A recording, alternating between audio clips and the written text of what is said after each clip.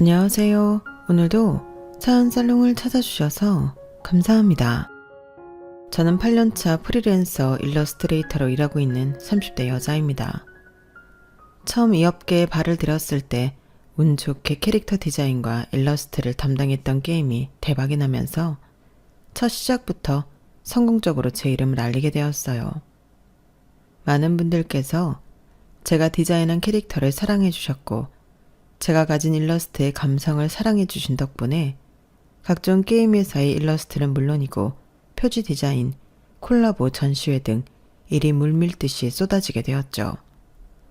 그래서 솔직히 말하면 20대 중반쯤부터 저는 제 나이 또래의 친구들에 비해 훨씬 수입이 좋았던 편이었어요.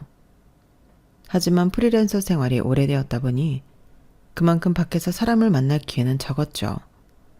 간간히 연애를 하기는 했지만 너무 다른 생활 패턴이라든가 성격적 차이 등으로 오래 연애를 지속하지 못했어요. 처음에는 특이한 일을 하는 제게 호기심이 있어서 다가왔다가 흥미가 떨어지면 금방 식는 시기였죠. 그러다 남편을 만났어요. 연애에 적극적인 성격은 아니었지만 언젠가는 좋은 사람을 만나 결혼하고 예쁜 아이를 갖고 싶다는 생각은 늘 하고 있었어요. 감정 기복이 없는 평온한 성격에 제가 하는 일의 특성을 이해하고 존중해주는 사람이면 좋겠다 싶었죠. 30대가 되니 주변 친구들이 하나둘 결혼을 하고 혼자가 된 기분이 들더라고요. 그때 한 친구가 지인의 지인 소개로 남편을 소개해줬어요. 너도 맨날 그림만 그리지 말고 오랜만에 한번 만나봐. 네가 좋아하는 감정 기복 없는 스타일이라고 하더라. 소개를 선호하는 성격은 아니었지만 더 늦었다가는 기회가 영영 없겠다는 생각에 만나봤어요. 그런데 친구의 말대로 정말 감정 기복 없이 평온하고 차분한 사람이더라고요. 일러스트레이터라고 들었어요. 너무 멋진 직업이네요. 좋아하는 일을 하면서 돈을 벌 수 있다니 정말 꿈 같을 것 같아요. 혼자서 일한다니 쉬운 일이 아닐 텐데 참 고충도 많을 것 같네요. 존경스러워요. 그 말이 참 인상 깊었어요. 남들은 집에서 그림 그리며 돈 번다고 하면 다들 쉬운 일을 한다, 편하게 돈 번다고들 생각하던데 이 사람은 달랐어요. 제가 하는 일의 어려움을 충분히 공감해줬고 대단하다고 지켜 세워줬죠. 언젠가 꼭 만나고 싶다고 생각했던 이상형과 부합하는 사람이었어요. 몇 번 만나보니 오가는 대화 속에 서로에게 관심과 호감이 생겼고 그렇게 연애를 시작하게 됐어요. 평범한 직장인인 남편과는 생활 패턴이 맞지 않아 자주 만나지 못했지만 제가 하는 일 특성상 많은 시간을 작업에 쏟아야 했기 때문에 문제는 없었어요.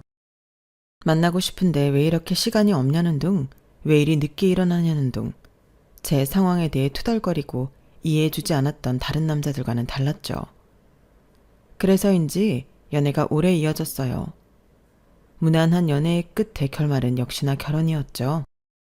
연애와 결혼은 다른 영역이라 꽤나 걱정을 했는데 결혼 이야기가 오가면서 만나게 된 예비 시댁 식구들의 집안 분위기는 생각보다 괜찮았어요. 가족끼리 사이도 돈독해 보였고 이렇다 할 불화도 없어 보이더라고요. 무엇보다 좋았던 건 식사하면서 나온 육아 관련 이야기 부분이었어요. 결혼하면 아이는 가질 생각이니? 요즘 하도 안 가진다는 부부들이 많아서. 네, 아이 생각은 있어요. 신혼 1년 정도 보내고 갖기로 이야기했어요. 어머 그래? 잘 됐네. 그러면 지금 하는 일은 어떡하니? 프리랜서면 육아휴직이 없어서 일이 한번 끊기면 좀 힘들지 않니? 네, 그래서 아이 낳으면 최대한 빨리 복직해 보려고요. 육아하면서도 제 일을 놓을 생각은 없거든요. 솔직히 그 말을 하는데 저도 모르게 좀 긴장이 됐어요. 주변 친구들은 하나같이 잘 다니던 직장도 아이를 낳고 이제 애도 낳았으니 일을 그만둬라. 아무리 시대가 바뀌었어도 아이는 엄마 손에 커야 한다. 같은 압박을 못 이겨 결국 다들 직장을 그만뒀거든요. 그런데 저희 시부모님은 달랐어요. 그 말을 들으시더니 불편한 기색 하나도 없이 편안하게 웃어주시더라고요. 어머 그래? 나는 이렇게 자기 일하는 여자가 보기 좋더라. 나 때는 일을 하고 싶어도 못했잖아. 참 멋있다 우리 며느리. 그러게, 게다가 자기가 좋아하는 일하고 사는 게 어디 쉬운 일이야? 존중해줘야지. 그러니까 나도 이 사람이 이렇게 주체적으로 하고 싶은 일 하면서 사는 모습이 멋있어서 반했다니까? 다소 갈등이 생길 수 있는 발언임에도 시댁 식구들은 물론이고 남편까지 제 편을 들어주니 참 고맙더라고요. 친구들을 만나 이야기를 하니 친구들은 다들 그런 시댁 없다며 부러워했죠. 와, 진짜? 요즘 아무리 세상 변했다고 해도 시자 붙은 인간들은 안 변할 줄 알았는데. 우리 시부모님은 애 생기자마자 일 그만두라고 얼마나 난리였는지 애 떨어질 뻔했다니까? 홀몸도 아닌 여자가 무슨 직장이냐. 뱃속에 있는 애가 스트레스 그대로 다 받는다. 스트레스는 시댁에서 다 주면서 직장 관두라고 하는 게 얼마나 어이없던지. 그래도 육아휴직 써야 하니까 그때까지는 어떻게든 버텼는데 복직할 때 되니까 애 잘못되면 내 탓이라고 독설을 하는데 그쯤 되니까 진짜 불안해지는 거 있지? 그러니까 난 애 낳고도 직장 다닐 거면 그냥 애 주고 이혼하란 소리까지 들었어. 내 배 아파 낳은 내 새끼인데 잘못될까 걱정해도 내가 더하지. 암튼 시자 붙은 인간들은 뭐에 씌었나 봐. 그래도 얘네 시부모님은 다르긴 하네. 대한민국 시간이 멈춘 줄 알았는데 그래도 저렇게 정말 시대에 맞춰 깨어있는 시부모님도 계시구나. 그니까 좋겠다. 나도 내 돈 벌어 내가 쓰다가 남편 벌어온 돈 쓰려니 어찌나 눈치가 보이는지. 뭐 하나 살 때도 허락받고 눈치 보고 써야 하니 일이 너무 하고 싶어. 그냥 내가 일하고 마음 편하게 쓰고 싶다니까. 일이랑 아이 둘 다 안 놓친 여자들이 너무 존경스럽기도 하고. 친구들의 푸념을 들으면서 마음속으로 조용히 감사하게 됐어요. 결혼식까지는 참 이런 시댁을 만난 것도 내 복인가 보다 싶을 만큼 그 어떤 트러블이나 잡음 없이 흘러갔죠. 신혼 때까지만 해도 참 좋았어요. 늘 저를 존중해주고 배려해주는 시댁 덕에 명절이나 가족 행사가 피곤하거나 부담스럽지 않았거든요. 그런데 이 모든 건 임신을 하면서 달라졌어요. 정확히 말하면 임신이라기보단 제가 일을 그만두면서 시작되었죠. 임신 초기엔 모두의 축복 속에 행복한 나날을 보냈어요. 우리 부부 사이에 태어난 아기가 어떤 얼굴일까? 이 아이는 어떻게 클까? 성별은 아들일까 딸일까 생각하면서 임신 후 조금씩 달라지는 몸의 변화에도 버틸만 했어요. 하지만 임신 중기쯤 되니 도저히 그런 행복한 상상만으로는 버틸 수가 없더라고요. 오래 앉아서 눈과 손목을 많이 쓰는 일을 하다 보니 점점 피로도와 통증이 쌓여갔고 더 이상은 일을 하면 안 되겠다는 생각이 드는 시점까지 왔죠. 여보, 나 이번 달까지 마무리 작업하고 일은 더 이상 못할 것 같아. 담당자하고 이야기했어. 뭐? 일은 관둔다고? 손목도 아프고 오래 앉아 있으려니 허리도 어깨도 너무 아파. 피곤한 것도 심하고 무리하면 안 좋을 것 같아서. 근데 당신 일 그만둬도 괜찮은 거야? 프리랜서인데 남들처럼 육아휴직으로 돈을 받을 수 있는 것도 아니고 일이 또 끊겨버리는 거잖아. 나도 그래서 최대한 버틸 만큼 버티려고 해봤는데 지금은 아이가 더 중요한 게 아닌가 싶어서 진지하게 고민했어. 이번 달까진 어떻게든 마무리해볼 수 있을 것 같은데 그 이상은 힘들 것 같아. 그래? 이렇게 갑자기 그만둘 줄은 몰랐네. 이게 출퇴근하는 일도 아니고 당신이라면 악착같이 출산 전까지는 일할 줄 알았는데. 당연히 쉬라고 할 줄 알았던 예상과는 다르게 남편의 반응은 생각보다 싸늘했어요. 처음 보는 태도에 놀라고 당황스럽기까지 하더라고요. 그날은 그렇게 어영부영 이야기를 끝맺지 못한 채 넘어갔어요. 남편의 반응이 그러니 시댁에도 차마 말을 못하겠더라고요. 그래? 그래도 갑자기 그만둔다고 하니 당황스러울 수는 있지. 당분간 혼자 벌어야 된다고 생각하니 부담스러웠나 봐. 너무 안 좋게 생각하지 마. 니네 남편이나 시댁이나 그런 거 이해 안 해줄 사람들은 아닌 것 같은데? 그치? 나도 좀 예민하게 받아들인 거겠지? 남편이야 바로 자기한테 다가온 현실이니 당황해서 그렇게 반응할 수도 있을 것 같아. 시댁 식구들은 이해해 줄 거야. 네가 관두고 싶어서 관두는 것도 아니고 몸이 아파서 그런 건데. 건강한 아이 낳으려고 하는 거니까 이해하시겠지. 남편이 반응이 저러니까 시댁에도 괜히 말 못하고 있었는데 고마워. 시댁에도 얼른 이야기해야겠다. 친구가 준 용기에 그달 말 시어머니 생신 때 이야기를 꺼내기로 했어요. 하지만 시댁의 반응은 처참했죠. 아니, 벌써 일을 관두는 거니? 프리랜서는 일 한 번 끊기면 타격이 큰 거 아니니? 일하는 만큼 버는데 벌써 관두면 어떡하려고 그래? 이제 딸린 입이 하나 더 느는 건데 돈을 많이 모아둬야지. 애 낳으면 또 조리원 갔다가 애 본다고 당분간 일 못할 거 아니야. 요즘 외벌이로 사는 게 얼마나 힘든데. 출산 전까지 일하겠다고 해서 참 괜찮게 봤는데 이제 와서 좀 힘들다고 놀고 먹겠다는 거야? 일 끊기는 거 제일 싫은 건 저예요. 그런데 임신한 몸으로 하루 종일 작업하려니 체력이 정말 예전 같지 않아서 그래요. 어머님도 임신해보셔서 아시잖아요. 손목 어깨 다 무리가 오고 피곤하면 더하고 화면을 오래 보니 눈도 아프고 허리는 말할 것도 없어요. 태어날 아기 생각하면 지금부터 일을 중단하는 게 나을 것 같아서 그래요. 임신하면 몸 아플 거 모르고 그런 소리 했니? 아무튼 다 의지 문제지. 우리 때는 김장하다 애 낳고 그랬어. 기껏해야 편히 앉아서 그림이나 그리는 거면서 뭐 그리 힘든 일 한다고? 어이가 없고 서러웠지만 남편마저 저를 외면하더라고요. 어차피 더 반박해봐야 들을 생각도 없어 보여서 입을 꾹 다물었어요. 그래도 사람이 참 희망을 잃고 싶지 않은 건지 이것도 다 제가 갑자기 일을 그만둔다고 하니 온 식구가 당황해서 그런 걸 거라고 생각했어요. 시간이 지나면 다 이해해 줄 줄 알았죠. 하지만 나중에야 깨달았어요. 이해는커녕 시댁에서 일을 놓지 않는 며느리를 환영했던 이유가 어떻게든 자기 아들 힘들지 않게 하려는 이유였다는 걸요.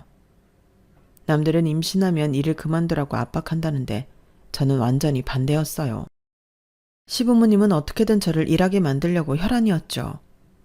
작업을 깔끔하게 마무리하고 몇 주간 쉬니 몸은 점차 체력을 회복했어요. 못 자던 잠도 푹 자고 음식도 직접 만들어서 건강하게 먹고 가벼운 산책을 하고 요가원도 끊어서 몸을 풀어주니 살 것 같더라고요. 그런데 어느 날 갑자기 시부모님께서 연락도 없이 찾아오시더라고요. 두 분 다 양손 가득 커다란 박스를 들고서요. 처음엔 제가 임산부다 보니 제 몸을 위해 이것저것 챙겨주신 줄로만 알고 감동했어요. 하지만 박스를 열자마자 그런 기대는 산산조각 났죠. 어머, 어머님, 아버님, 이게 뭐예요? 화장품? 웬 화장품을 이렇게 많이 가지고 오셨어요? 박스를 열자마자 화장품이 보이길래 튼살 크림 같은 건가 했는데 화장품 용기가 너무 작고 여러 개인데다가 종류가 똑같은 제품이 잔뜩 있더라고요. 어리둥절해하고 있으니 시부모님께서 가방에서 뭔가를 또 잔뜩 꺼내셨어요. 너 이제 좀 쉰 지 오래되지 않았니? 체력은 회복했을 테니 집에서 몸에 무리가 가지 않게 할 수 있는 일을 우리가 받아왔다. 내 지인이 화장품 회사를 다니는데 샘플 포장하는 알바가 필요하다고 하더라고. 집에서도 할 수 있다길래 네 생각이 나서 얼른 받아왔지. 이제 일도 못하는데 어떻게든 네 밥값은 해야 될 거 아니니? 이대로 쭉 복직할 때까지 더부살이 할 생각은 아니지? 네? 이걸 저보고 다 포장하라고요? 왜? 이렇게 비닐 하나당 4종류만 넣고 비닐 닫으면 끝이야. 설마 이 간단한 것도 힘들다고 못하겠다고 할 생각은 아니지? 어머님, 진짜 호준 씨 어머님이 나온 거 맞으시죠? 뭐라고? 갑자기 그게 무슨 소리야? 아버님은 임신을 해본 적이 없으니 뱃속에 아이를 품고 있는 것만으로도 얼마나 몸의 변화가 크고 힘든지 모르실 수도 있겠다 싶지만 어머님은 아니시잖아요. 그런데 너무 모르는 사람처럼 구시길래 남편을 어머님이 낳은 게 아닌가 싶어서요. 이게? 어머님 배로 낳은 자식이 맞다면 죄송한 말이지만 저한테 해도 너무하신 거 아니세요? 애초에 손목 아파서 하고 싶은 일도 못하고 쉬는 사람한테 또 손목 쓰는 일을 하라고요? 전 못해요. 이제야 좀 회복하고 살만해졌는데 괜찮아지자마자 일을 하라뇨. 말도 안 되는 소리세요. 그럼 우리가 들고 온 것까지만 해. 우리도 어렵게 부탁해서 일부러 받아온 거야. 이것도 원래 회사 가서 해야 되는 일이라고. 그럼 어머님 아버님께서 하시면 되겠네요. 퇴직하시고 집에서 심심하시죠? 적적함도 달래고 생활비도 보태고 하면 딱이겠는데요. 너 하라고 가져온 거라니까. 얘가 지금 무슨 소리라는 거야? 우린 이런 건 못해. 아까는 쉬운 일이라면서요. 저도 못해요. 두 분께서 어렵게 받아오신 일이니 직접 하시든 다시 돌려드리든 하셔야죠. 저는 일 받아달라고 한 적 없어요. 가지고 돌아가세요. 저는 박스를 들어 집 밖에 내놨고 어머님 아버님은 어이없다는 듯 들릴 듯 맞듯한 목소리로 제 욕을 하며 나가셨어요. 이런 일을 겪고 나니 저도 더 강해져야겠다는 생각이 들더라고요. 아니나 다를까 시댁의 횡포는 그때부터 시작이었어요. 몸이 어느 정도 회복되고 나서 친구들에게 연락이 오기 시작했어요. 서윤아, 너 일 그만뒀다면서? 그럼 아기 나오기 전에 좀 만나자. 너 일할 땐 일 바쁘다고 잘 못 만났는데 아기 나오면 또 육아하느라고 못 만날 거 아냐. 어머, 나 너무 좋지. 나도 니네 너무 보고 싶다. 나도 하루 종일 일 없이 집에만 있으니 적적해.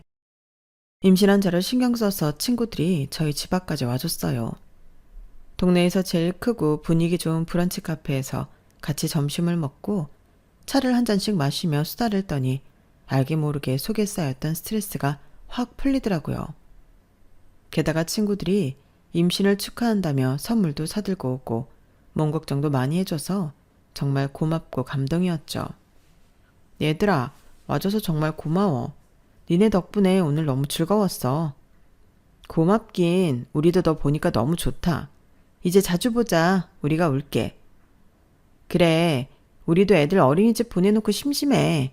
이 시간에 딱 모이면 되겠다. 나야 너무 좋지. 맨날 와도 돼. 그렇게 일할 땐 자주 보지 못했던 친구들과 시간이 맞아 종종 같이 점심을 먹곤 했어요. 그런데 어느 날 시댁 식구들이 모인 단톡방에 갑자기 제 사진이 올라오더라고요. 친구들과 자주 갔던 동네 브런치 카페에서 친구들과 수다 떨고 있는 제 모습이었어요. 몸 안 좋다고 일 드신다더니 아주 즐거워 보인다? 너 집안일은 하니? 아이고, 살판 났네. 언제는 애 낳아도 일은 계속 할 거라더니 역시 사람 말을 고지고대로 믿으면 안 되는 거였는데 팔자 너무 좋아 보이네. 사진 올린 사람은 신우이였고 시부모님이 번갈아가며 답장을 했어요. 이걸 언제 찍으신 거예요? 아니, 근처에 미팅이 있어서 나왔다가 우연히 봤는데 즐거워 보여서 공유한 거야.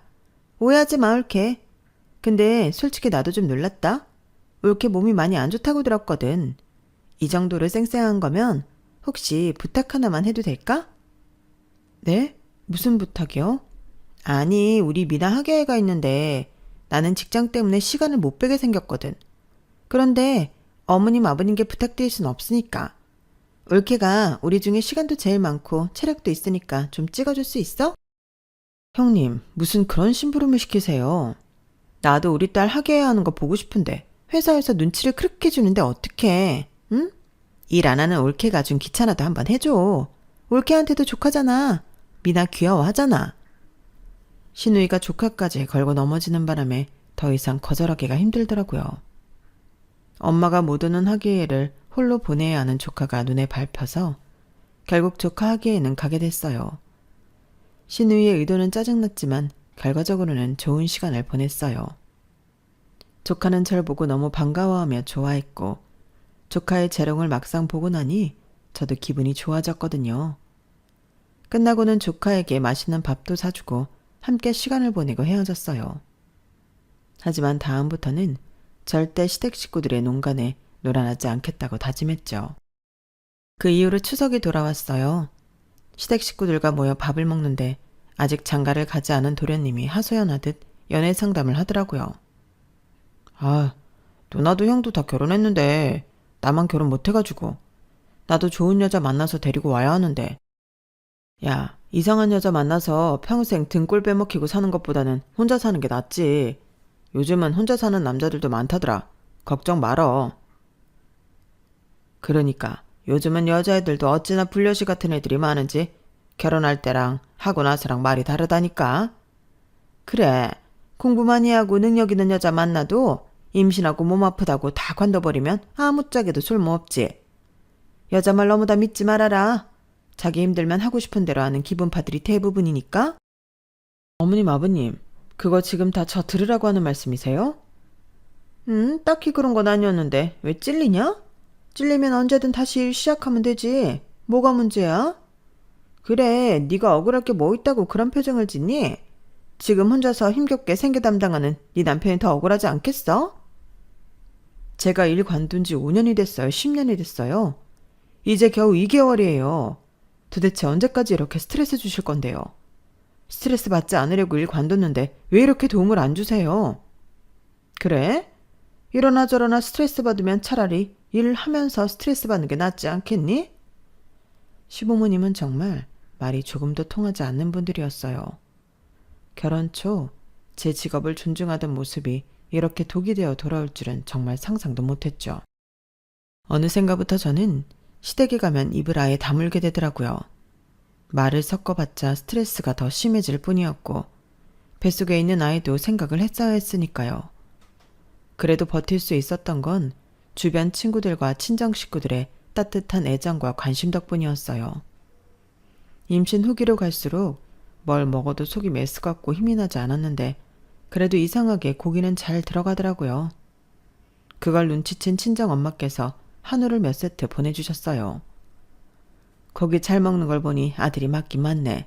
많이 먹고 몸 관리 잘해라. 엄마, 아빠, 이렇게 많이 보내주시면 어떡해요. 반 나눠서 엄마, 아빠 가져가세요. 저 이렇게 많이 다 못 먹어요. 아우, 먹어. 아기 나오면 너나 이서방이나 힘쓸 일 많아. 많이 먹어둬야 힘내서 아이도 키우지. 부모님께 몇 팩 돌려보내드리려고 했지만 부모님은 끝내 거절하셨어요. 정말 질 좋은 고기로 사다 주셔서인지 더부룩한 와중에도 맛있어서 잘 들어가더라고요.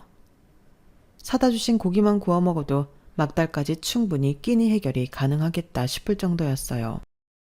하루는 친구들이 출산 전 마지막이 될 것 같으니 꼭 보자고 해서 주말에 남편을 집에 두고 외출했다가 돌아오는 길이었어요. 친구들이 출산 잘하고 돌아오라며 준비해준 케이크도 자르고 즐거운 시간을 보내다 와서 기분이 정말 좋은 상태였죠. 그런데 현관을 열었더니 집안이 온통 고기 굽는 냄새로 가득하더군요. 게다가 거실에는 큰 상이 펼쳐져 있고 언제부터 와 있었는지 시댁 식구들이 모여 있었어요. 왔어? 재밌었어? 고기를 굽고 있던 남편이 태연하게 저를 부르더군요. 한쪽 구석에는 저희 부모님이 선물한 한우팩들이 다 뜯겨서 불판 위에 구워지고 있었어요. 시댁 식구들은 벌써 몇 판을 구워 먹은 건지 배를 두들기면서 벽에 등을 기대고 반쯤 누워있더군요. 아유, 이거 참 고기가 진짜 좋은 고기네. 엄청 비싼 건가? 태어나서 먹어본 고기 중에 제일 맛있는데? 그러니까 아주 입에서 살살 녹네. 미나야, 얼른 하나 더 먹어. 이런 고기는 사서 먹으려면 못 먹어. 지금 다들 뭐 하세요? 준호가 집에 특불 한우 잔뜩 선물 들어왔다고 다들 와서 나눠 먹자고 해서 없던 시간도 쪼개서 왔지? 당신이 그랬다고? 우리 둘이서 저 많은 걸 어떻게 다 먹어? 이왕 좋은 고기 들어왔는데 다 같이 나눠 먹는 게 좋지. 그 다 같이에 시댁 식구들만 있어? 이럴 거였음 우리 부모님도 챙겼어야지. 당신 부모님은 당신이 챙겼어야지. 당신이 굳이 안 챙기길래 나도 가만히 있었던 건데? 그리고 어차피 나눠 먹을 건데 무슨 당신 식구 내 식구를 가려. 지금 그게 온 식구 다 불러서 내 몫으로 선물 받은 고기 나눠 먹은 당신이 할 소리야? 남은 건 있기나 하니? 어이가 없어 냉장고를 열어보니 제 몫으로 남은 건 한 팩도 없었어요. 어제 우리 한 팩 구워 먹었잖아. 한 팩 먹었으면 됐지. 뭘 얼마나 더 먹게? 됐어. 당신 나와봐. 어머님, 이거 저 먹으라고 친정에서 보내주신 거였어요. 요즘 고기 말고는 들어가는 게 없어서 친정에서 걱정하면서 보내주신 거예요. 어머, 그래? 몰랐네. 그럼 우리가 다음에 삼겹살 사올게. 요즘 마트 거도 맛있어. 웃으며 말하는 그 뻔뻔함에 순간 피가 거꾸로 솟는 느낌이 들더군요. 좋은 고기는 다 같이 먹는다면서 정작 제 몫은 한 점도 안 남기셨네요. 어떻게 다른 것도 아니고 임산부 먹을 걸 뺏어 드세요? 먹을 거 그렇게 없으세요? 예, 넌 무슨 말을 그렇게 하니? 우리가 일부러 그랬어? 준호가 와서 가족들 좋은 고기 한 점이라도 더 먹어보라고 불러서 온 건데 왜 네가 초를 쳐? 왠지 몰라서 물으세요? 저희 친정 부모님이 제 몸 생각해서 보내주신 고기라고요. 아, 그놈의 고기. 그래, 네 고기 먹어서 미안하다. 그거 아주 니네 둘이서 몇 날 며칠을 먹어도 물려서 다 못 먹겠더구만. 식구들 좀 먹었다고 이렇게 난리칠 일이니? 너 고기만 들어간다는 것도 거짓말이지. 그냥 고기 얻어내려고 한 소리 아니야? 이렇게 고기에 집착하는 걸 보면. 제가 지금 뭐 고기에 집착해서 그러는 것 같으세요? 어머님, 아버님, 형님이랑 그리고 도련님까지 온 식구가 임산부라고 저한테 뭐라도 배려해준 거 하나라도 있으세요? 그러진 못할 망정 제 부모님이 선물 보낸 마음까지 헛되게 하지 말으셨어야죠. 아, 그래, 미안하다. 응? 다시는 네 고기 안 먹을게. 네 선물도 안 건들게. 됐니? 내가 무서워서 며느리 집 또 오겠나? 네, 여기 아드님 집 아니고 며느리 집이다 생각하고 당분간 오지 말아주세요. 어머님, 아버님 때문에 안 받아도 될 스트레스까지 받다 보니 뱃속 아기도 이런 집은 좀 아닌 것 같다 하고 도망칠까봐 두려워요. 뭐? 얘가 지금 말 다 했어? 여보, 그만해. 임산부잖아. 예민할 만도 하지. 우린 그럼 이만 가보마. 갑자기 방문하니 싫을 만도 하지. 고기는 맛있게 잘 먹었다. 이만 가보마. 네, 나가는 길은 이쪽이세요. 시부모님과 실랑이를 벌이고 있는 와중에도 형님이 고기 한 점이라도 조카에게 더 먹이려고 엉덩이를 안 떼고 있는 모습이 얄미워 칠이 나가는 문을 가리켜줬어요. 그랬더니 형님의 얼굴이 울그락불그락 하더군요. 시부모님과 시누이, 시동생을 거의 내쫓듯 쫓아내고 나서야 숨통이 트이더라고요. 시댁 식구들의 분에 찬 얼굴들이 생각나면서 다시는 이 집에 발도 못 들게 해야겠다 싶었어요. 남편에게도 신신당부해 놓았고 앞으로의 모든 연락은 남편을 통해 받기로 했어요. 그러고 나니 확실히 스트레스는 일시적으로 줄었지만 영 제 편이 아닌 것 같은 남편에 대한 의심과 실망으로 힘든 건 여전했어요. 이렇게나 저보다는 시댁이 먼저인 것 같은 사람을 믿고 이 가정을 지속하는 게 맞는지 심각하게 고민이 들었거든요. 아이를 뱃속에 품어보신 분들은 아시겠지만 임신 전이면 몰라도 이 사람이 아이를 가졌다고 생각하니 남편에게서 돌아서는 것도 생각보다 쉽지 않더라고요. 임신만 아니었으면 진작에 돌아서고 각자 갈 길 갔을 사람인데 앞으로 태어날 아이 아빠라 생각하니 이렇게 홧김에 저랑 안 맞는다는 이유만으로 바로 헤어지기가 어려웠어요. 그래서 하루는 아이의 마음을 먹고 남편과 진지한 대화를 시도했어요. 남편이 제발 이제라도 정신 차리고 저와 이 아이를 위해 살아가길 바라면서요. 여보, 이제 나 임신 8개월 차야. 조금 있으면 아이 엄마가 돼. 당신도 마찬가지고. 그런데 아직도 이 집에선 나를 돈 벌어오는 기계로 본다는 게 느껴지고 그 스트레스가 너무 커서 아이한테도 영향을 끼칠까봐 걱정돼. 여보, 엄마도 그냥 당신 걱정돼서 그런 거야. 아기 낳으면 돈도 많이 들어가고 당신이 그렇게 하고 싶어하는 일도 못하게 되니까 좀 이해해주면 안 돼? 이해? 내가 지금까지 당신 식구들 이해 안 했다고 생각해? 나도 지금까지 이해만 했어. 내가 수입이 더 많다는 이유로 신혼집도 내가 사고 대출도 내가 갚고 생활비도 내 월급에서 쓰면서. 그런데도 당신은 여전히 당신 가족 편만 드는구나. 그런 게 아니라 내가 왜 편을 든다고 생각해? 당신이 나랑 내 아이를 우선시할 생각이 없다면 난 당신이랑 앞으로 살아갈 생각 없어. 여보, 벌써 그렇게 극단적으로 그래. 당신 임신해서 예민해져서 그래.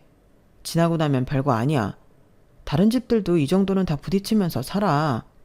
당신 전에는 우리 부모님이 당신 일 존중해줘서 좋다며, 감사하다며.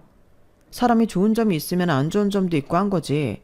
어떻게 다 당신 입맛에 맞는 사람들만 있겠어. 나도 노력할게. 근데 우리 식구들은 내 노력으로 바뀔 수 있는 게 아니잖아. 내가 더 잘할 테니까 우리 식구들한테 화난 건 당신도 좀 이해하고 풀어줘. 응? 그럼 진짜 마지막이야.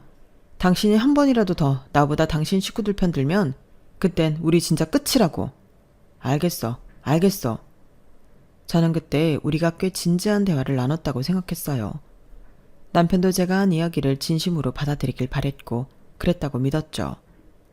그런데 그건 제 착각이었어요. 어버이날 시댁을 방문했을 때였어요. 남편 말대로 저도 지나고 보니 시댁에 너무 화만 낸 건가 싶은 생각이 들어 앞으로 태어날 아이를 생각해서라도 시댁과 관계를 원만하게 바꾸기 위해 노력해야겠다고 생각했어요. 그래서 시부모님을 위해 고급 화과자 선물 세트에 레스토랑 식권 그리고 용돈까지 선물을 두둑히 챙겨갔어요. 하지만 시어머니는 선물을 보시더니 새침하게 말하더군요. 뭘 이렇게 무리해서 잔뜩 준비했니?